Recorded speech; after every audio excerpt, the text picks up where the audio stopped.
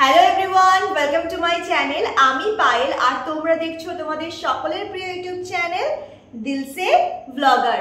আজকে সকালবেলা দুটো শর্টসের মাধ্যমে তোমাদের দেখিয়েছিলাম যে আমার ছোট্ট রাইবাঘিনী একটু অসুস্থ হয়ে পড়েছিল, কিন্তু এখন একদম সুস্থ। সেটা তো তোমরা নেক্সট কিছুক্ষণ আগে ছাড়া শর্টসেই দেখতে পেয়েছো। আজকের এই ভিডিওতে তোমাদের দেখাবো যে আমার ছোট্ট রায়ের এক্স্যাক্টলি কি প্রবলেম হয়েছিল আর কিভাবে এত তাড়াতাড়ি আমি রায়কে টেক কেয়ার করি, আর তার সাথে ডগ ওরিয়েন্টেড আরো কিছু প্রবলেমের কথা তোমাদের সাথে শেয়ার করবো। তোমাদের বলে রাখি, এখন তোমরা ভিডিওতে আমার সাথে আমার ছোট্ট রায়কে দেখতে পাচ্ছ আর বুবুর চিৎকার শুনতে পাচ্ছ, কারণ বুবুর দাদুন গেছে একটু ঠেক করতে সন্ধ্যাবেলা, যে ঠেকটা হয়। আর আমার বুবু তাই দাদুনের অপেক্ষাতে বাইরের গেটে বসে আছেন। উনি এখান থেকে নড়বেন না। বাইরের গেটে বসে উনি যত মানুষ দেখতে পাচ্ছে বা বেড়াল দেখতে পাচ্ছে বা দাদুনের জন্য একটু অপেক্ষা করছে আর ভোগ ভোগ করে যাচ্ছে। আমি অনেক বললাম ঘরে আয়, ঘরে আসো না। তো চলো আজকের ভিডিওটা শুরু করা যাক। সবার প্রথমে তোমাদের আমি দেখাই যে আমার ছোট্ট রায় কিভাবে তার এই পেটুতে প্রবলেমটা ঘটিয়েছিল। এই দেখো, এই টেবিল ক্লথটা এইভাবে গুটিয়ে রাখা হয়েছে। দেখো কতটা উঁচুতে আছে মেঝে থেকে। দেখো মেঝে থেকে এর হাইটটা দেখো কতটা উঁচু। আর তাহলে ওইটুকু পুচকু রায় কি করে, এরকম করে মেঝে থেকে যতটা পারে লাফায়। আর এটা হচ্ছে ধরো ঝোলে এইভাবে, এই যে এতটা ঝোলে এই ধারগুলো খেয়েছে। দেখতে পাচ্ছ এই ধারটা ছেঁড়া, এ দেখো এই ধারটা একদম ছেঁড়া। এ দেখো এই ধারটা, এই যে এগুলো উনি কামড়ে কামড়ে খেয়েছেন। এই ধারটা খেয়েছেন টেনে টেনে, আর এটা বার করছি না, এই দিকের ধারটা খেয়েছেন। দিয়ে এই পেটের প্রবলেমটা উনি নিজে নিজে তৈরি করেছেন। ওমা চাঙ্গা তো আমার চাঙ্গা বুড়ি, আমার চাঙ্গা বুড়ি। ওই দেখ তোর বড় দিক থেকে ভৌ ভৌ করছে। ওই দেখ, দাঁড়া বুবু, একসঙ্গে সবাই মিলে ওপরে যাব। ওই দেখো বুবু ওদিক দিকে মুখ বার করেছে। দাদুন বুবুকে ওপরে নিয়ে গেছিলাম কায়দাবাজি করে, আর বাবা সেই ফাঁকে বেরিয়েছে, সেই থেকে ওখানেই। এবার দুজনকে নিয়ে একটু ওপরে যাব, মানে আমার গোপরের ঘরে। আচ্ছা আমি খুলছি, মারামারি করবে না তো? রায়বুড়ি মারামারি করবি না কিন্তু। আয় বুবু আয়, আয়। রায়ের ভয়ে ঢুকছে না। মা মা মা যায় না, মা যায় না, মা যায় না, মা যায় না। বাবা ওই দেখো, ডাউন হয়ে যাও তো রায়। হ্যাঁ দেখো এত দুষ্টু করছে, দৌড়াচ্ছে, হাঁপিয়ে গেছে গো। দুষ্টু করবে না, বুবু কত গুড বয় হয়ে বসে আছে, তাই না রায়? ঠিক রেখেছো তো? আজে বাজে খেলে, মায়ের কথা না শুনলে কেমন পেটের মধ্যে মোচড় দেয়, দেখেছো তুমি? রায় আজে বাজে খাবে না তো আর? এই নিয়ে কতবার হলো তোমার?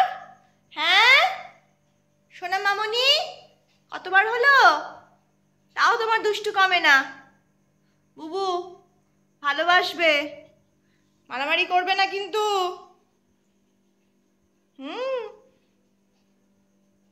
কি হয়েছে, কি হয়েছে মা? ওই দা দা দা দা দা দা, মারামারি না, মারামারি না। ওই দা, ওই দা। রায়ের কোনো ভয় আছে? আচ্ছা ঠিক আছে, ঠিক আছে, ঠিক আছে, ঠিক আছে।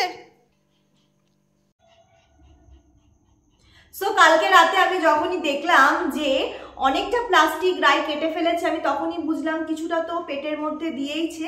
তাই আমি রেডি ছিলাম যে নেক্সট দিন রায়ের পেটের একটু প্রবলেম হতেই পারে। আর বুবু রায়কে তো আমি অনেকদিন ধরেই বড় করছি, তাই কিছুটা অভিজ্ঞতা হয়েছে। সেই জন্য ওদের সম্ভাব্য কিছু প্রবলেমের মেডিসিনস আমি সবসময় বাড়িতে স্টোর করে রাখি। আর বুবু আর রায়কে অলমোস্ট এভরি মান্থ আমি ডাক্তারবাবুর চেক আপ করাই। আর প্রতিবারের প্রেসক্রিপশনস ওদের আলাদা দুটো বই আছে, তার মধ্যে ডেট ওয়াইজ আমি সাজিয়ে রাখি। তাই কিছু অসুখ হলেই প্রেসক্রিপশনটা আমি বার করি, ডাক্তারের সাথে ওভার ফোন কথা বলি। ডাক্তারবাবু যদি বোঝেন যে আসার দরকার আছে, উনি এসে ওদের চেক আপ করেন। আর যদি বোঝেন যে ওভার ফোন হয়ে যাবে, তো সেটা ফোনেই মিটে যায়। তো অ্যাজ ইউজুয়াল যখন কালকে আমি বুঝলাম যে ও কেটেছে, আমি তখনই জানি যে ও পেট খারাপ হলে আমাকে ঠিক কীভাবে টেক কেয়ার করতে হবে, কারণ এর আগের তো প্রেসক্রিপশন আমার কাছে আছেই। তা সত্ত্বেও আজকে যখন আমাকে মা ফোনে বললো যে রাই একবার পাতলা পটি করেছে, আমি আর দেরি না করে বাড়িতে এসে ডাক্তারবাবুকে ফোন করলাম। ফোন করে আমি ডাক্তারবাবুর যে প্রেসক্রিপশনটা আমার আগে ছিল সেখানে তো সব লেখাই ছিল কি কি ওষুধ দিতে হবে, কিন্তু আগের বার একবার রায়ের একটু বাড়াবাড়ি হয়েছিল, কিন্তু এবার আর রায়ের কোনো বাড়াবাড়ি হয়নি, সেটা কিন্তু বুঝতে হয় দেখে। তো আমি সেটা ডাক্তারবাবুকে বললাম, তখন ডাক্তারবাবু আমাকে ঠিক যেভাবে বললেন আমি সেভাবে ওকে পুরো সকাল থেকে দুপুর অবধি টেক কেয়ার করেছি। মোটামুটি দুপুরের পর থেকেই ও সুস্থ হয়ে গেছে। তো তোমাদের সাথে সেটাই শেয়ার করবো যে আমি কিভাবে টেক কেয়ার করেছি, তার জন্যই মেনলি এই ভিডিওটা করা। তো ওর যেহেতু খুব বাড়াবাড়ি হয়নি, আমার ছোট্ট রায়ের, বুবু দুষ্টু করিস না, কি করছিস, কি করছিস বাবা, কি করছিস বাবা, ওই দেখো ভিডিও হচ্ছি, এখানে নিচে রায় বসে আছে, এখানে আমার বুবু এতক্ষণ ভৌ ভৌ করছিল গেটের বাইরে, তাই আমি দরজাটা ভিজিয়ে ওকে নিয়ে আসলাম। তো রায়ের তো বেশি বাড়াবাড়ি হয়নি। মা আমাকে বললো সকাল তখন 9:30 বাজে যে রায় একবার পাতলা পটি করেছে।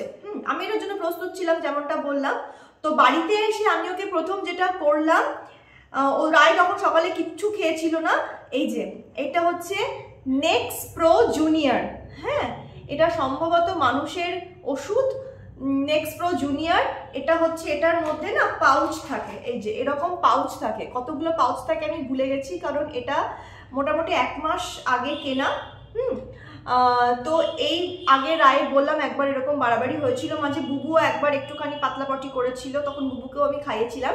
এই পুরো পাউচটা খালি পেটে ডাক্তার যেভাবে বলেছেন দিনে একটা করে জলের সাথে, বেশি জল না অল্প জলের সাথে মিশিয়ে ওটা পুরো ওদেরকে খাইয়ে দিতে হবে। এটা হচ্ছে এই যে অরেঞ্জ ফ্লেভার। নেক্সপ্রো জুনিয়রের কাজ কি? নেক্সপ্রো জুনিয়রের কাজ ওই যে পেটের কোনো রকম কিছু খাওয়া থেকে প্রবলেম হলে ওই ওআরএস এর মতন খানিকটা কাজ করে, ঠিক আছে। পটিটাকে যদি বাড়াবাড়ি লেভেলের না হয় তাহলে পটিটাকে বন্ধ করে, সুস্থ করে দেয় সাথে সাথে। আর কি করলাম, ওআরএস এর জলে ওআরএসটা গুললাম। ওআরএস তো দেখানোর কিছু নেই, ওআরএস গুলে ওর বয়স আর হচ্ছে ওজন ওয়াইজ সেটা বুঝে ওআরএসটা গুললাম। গুলে আমি কি করলাম, ওই 2 ঘন্টা থেকে 1.5 ঘন্টা অন্তর অন্তর আমার কাছে একটা সিরিঞ্জ আছে, সেই সিরিঞ্জে করে ওকে আমি ওআরএসটা খাওয়াতে থাকলাম। ওআরএসটা নিজে থেকে খায় না, কিন্তু জল বেশ নিজে থেকে খাচ্ছিল, আর আমি কিছু খেতে দিইনি। তারপরে মোটামুটি দুপুর 12টা নাগাদ আমি রায়কে একটা বিস্কিট দিই। ততক্ষণেই দেখছি ও বেশ, আর পটি কিন্তু আর আমি 10টার সময় বাড়ি ঢুকে গেছি, আমি আসার পর কিন্তু পটি একবারও আর করেনি। 12টা থেকেই দেখছি একটু দৌড়াচ্ছে, খেলা করছে, ভৌ ভৌ করছে, বুবুকে একটু বুবুর সাথে যেটা করে দুষ্টুমি সেটা করছে, তখনই বুঝলাম আমার শরীরটা ঠিক হয়ে যাচ্ছে। তারপরে আমি ঠিক 3:30টার সময়, তার মধ্যে কিন্তু আমি ওআরএসটা ওই 1.5 ঘন্টা 1.25 ঘন্টা অন্তর অন্তর খাইয়েই চলেছি। আর 3টা থেকে 3:30টার মধ্যেই আমি কি করলাম, ডাক্তারবাবুর কথা মতোই যখনই ওদের পেটের একটু প্রবলেম হয় এটাই খাওয়াই, চিড়েটাকে সেদ্ধ করলাম, করে অল্প নুন আর অল্প চিনি দিয়ে ভালো করে চটকে ওর মধ্যে আমি ন্যানপ্রো 2 1/2 চামচ দুধ মিশিয়ে ভালো করে চটকে ওটা আমি রায়কে দিতে, রায় পুরো সুন্দর করে খেয়ে নিল। ওর খুব খিদে পেয়েছিল, খাওয়ার জন্য অনেক বুবুকে আমি খেতে দিয়েছিলাম যেমন দিই 1টার সময়। বুবুর খাওয়া দেখে, বুবুকে আজকে দই ভাত খাইয়েছি, বুবুরকে খাওয়ানো দেখেই প্রচণ্ড রায় চিৎকার করছিল খাওয়ার জন্য, কিন্তু আমি তখন রায়কে খেতে দিই না। আমি চাইছিলাম কি ওর খিদেটা আরেকটু বাড়ুক, আমি একটু দেখি যে এর মধ্যে পটি করে কি না কোনো, কিন্তু কোনো পটি করেনি। ওআরএসটা খাইয়ে দিয়েছিলাম, আর নেক্সট তো সকালেই আমি খাইয়ে দিয়েছিলাম। তখন আমি বুঝলাম যে ওর পেটটা একদম ঠিক হয়ে গেছে। দিয়ে আমি ওই 3:30 নাগাদ রায়কে চিড়ে সেদ্ধ করে নুন চিনি দিয়ে চটকে ন্যানপ্রো দুধ দিয়ে খাইয়ে দিয়েছি।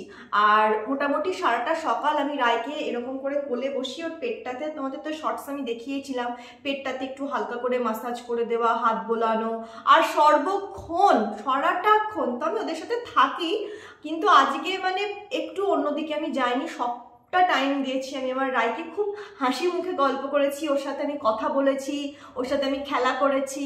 মানে ওর দেখো ডগিরা না ভীষণ সেন্সিটিভ হয়, বিশেষ করে যখন ওরা অসুস্থ হয়। তুমি যদি ওদের সাথে হাসি মুখে কথা বলো, মানে যাদেরকে ওরা খুব ভালোবাসে তাদের সঙ্গটা যদি ওরা পায়, খুব হাসি মুখে কথা বলো, খেলা করো, টাইম দাও, ওদের মনটা তখনই ভালো হয়ে যায়। আর মন ভালো হলে শরীর ভালো, আর্ধেক তখনই হয়ে যায়, তাই না?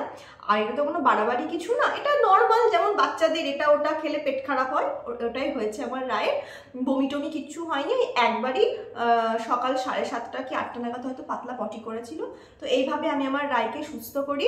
আর তার সাথে তোমাদের যেটা বলবো ভাবলাম, আমি এটা কদিন ধরেই ভাবছি, কেননা আমি কিছু ডগ পেজ ফলো করি বা অনেক ফেসবুক বলো ইউটিউবে আমার শুধু ডগ ওরিয়েন্টেড ভিডিও আসে, যেন আমি ডগ ভিডিও সবসময় দেখি।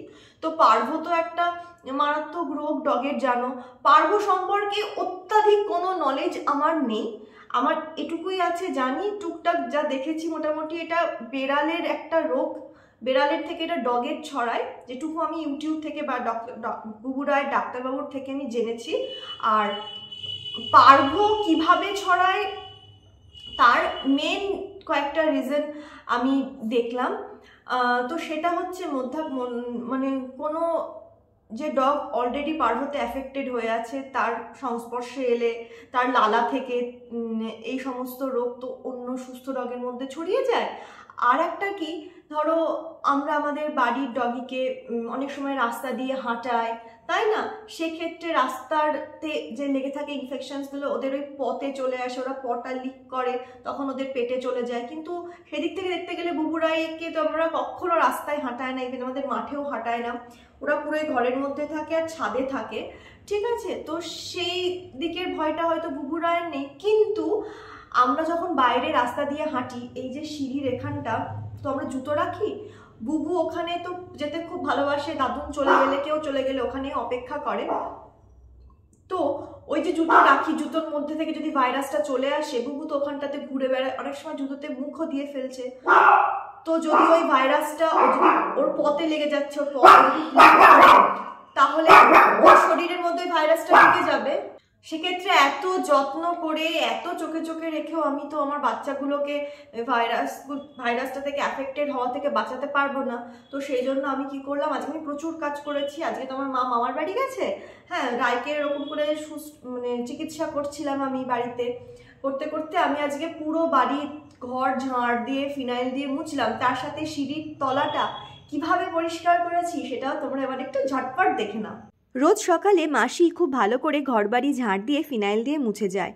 তবুও আজ ও বাড়ি থেকে এ বাড়ি এসেই আমি সবার প্রথমে রায়ের পটির পোর্শনটা হাত দিয়ে খুব ভালো করে পরিষ্কার করে দিই, কারণ পাতলা পটি হওয়ার জন্য রায়ের লোমের পেছনে অনেকটাই লেগেছিল। এরপর রায়ের টেক কেয়ার শুরু করি, তারপর ফিল করি সারা ঘরবাড়ি জুড়ে একটা দুর্গন্ধ বেরোচ্ছে। তাই জানালা দরজা খুলে দিয়ে খুব ভালো করে ঝাঁট দিয়ে ফিনাইল দিয়ে মোছার পর সিঁড়ির তলাটা খুব ভালো করে ঝাঁট দিয়ে ঝুল ঝেড়ে ফিনাইল দিয়ে মুছে জুতোগুলো তাকে সাজিয়ে রাখি, কারণ বুবু এই জায়গাটাতে ঘুরে বেড়াতে খুব ভালোবাসে। এই গেট দিয়ে তার প্রিয় দাদুনের জন্য অপেক্ষা করে আর অনেক লোক দেখে। তাই বাইরে থেকে জুতো পরে ঘরে ঢুকলে ভাইরাস জুতোর তলাতে থাকবে, আর আমার বুবু সেটা শোঁকে, আর আমার বুবুর পায়ের তলাতেও সেই ভাইরাসটা লেগে যাবে। এরপর সেটা চাটলে আমার বুবুর শরীরে সেই ভাইরাসটা ঢুকে যাবে। তাই ঠিক করেছি আর একদম জুতো পরে, বিশেষ করে বাইরের জুতো পরে ঘরে আর ঢুকবো না। তাই এইভাবে পুরো সিঁড়ির তলাটা সারা ঘরবাড়ি আমি পরিষ্কার করি।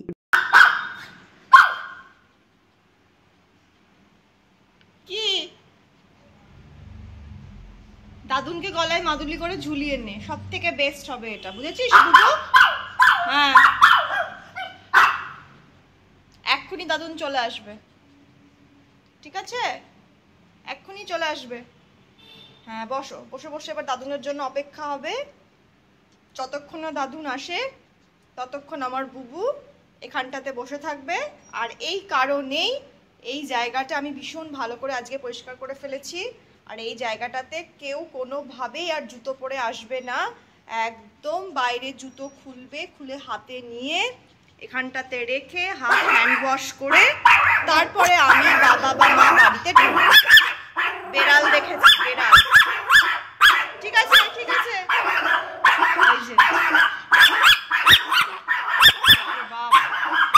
চলে গেছে, ঘরে নেই, ঘরে কোনো বেড়াল নেই, ঠিক আছে, চলে গেছে রায় আমার কোলে। মেও দাদা চলে গেছে, তো বসে থাকো, দাদুনের জন্য অপেক্ষা করো, ঠিক আছে? বসে থাকো।